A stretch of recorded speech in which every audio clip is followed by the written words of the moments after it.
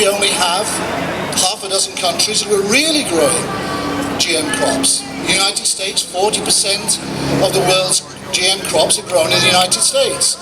The balance of the rest are grown in Argentina, in Brazil, and in Canada.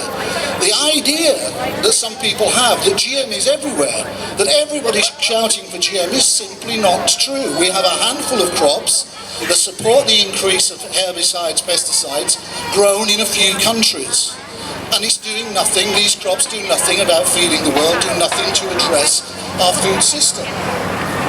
So I also told them about how in 2008 the United Nations and the World Bank commissioned a top-level, detailed examination of how to feed the world. 400 independent scientists, a huge report, and the clear consensus: GM is not going to feed the world.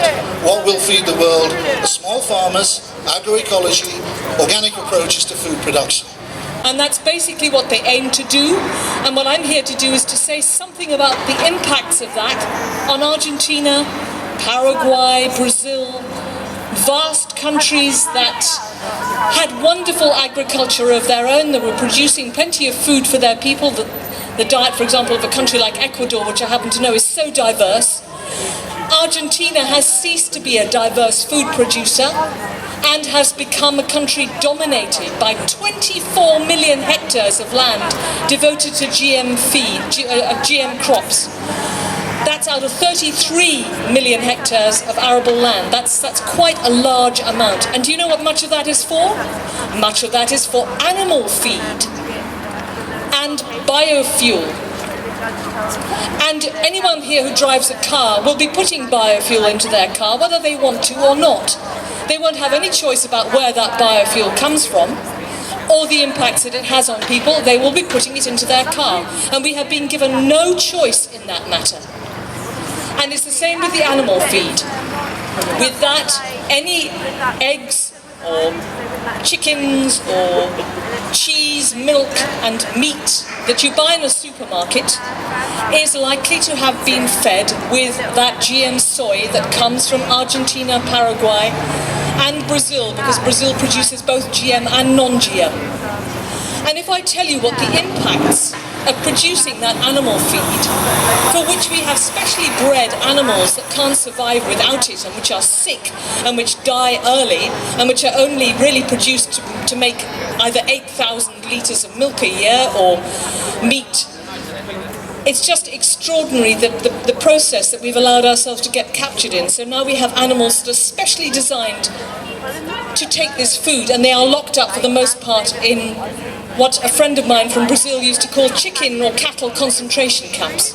When you plant a seed and you've got that seed from an organic place, you've saved that seed and you've planted it and you see it grow, you understand what happens all around the world when people are growing food. And I suggest that you have a go at doing that. So, ways that you can change this food system are that we need more people to skill up to learn how to grow food, and you can do that by participating in local food systems, or you can actually just buy from local food systems. Say no to the supermarkets, say no to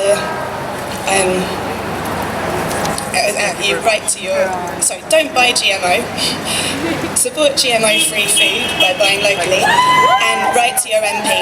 You, as individuals, have the power to do that, and so, in summary, I would love it if everybody went home and planted a seed. You can plant all sorts of things. You can grow food over winter, you can grow winter salad, you can have a window box, you can start to grow perennials in your life. This law requires compulsory registration. The tiniest of seeds you plant in your backyard, Brussels will give you permission, if you can do it or not. And the criteria for them is uniformity, which means diversity will be criminalized, seed saving will be criminalized. That's what the WTO rules were about in patenting. And that's when I decided seed is about freedom. Life is about freedom, and any law that tells us you cannot have seed and you cannot have freedom is a criminal law that should not be obeyed.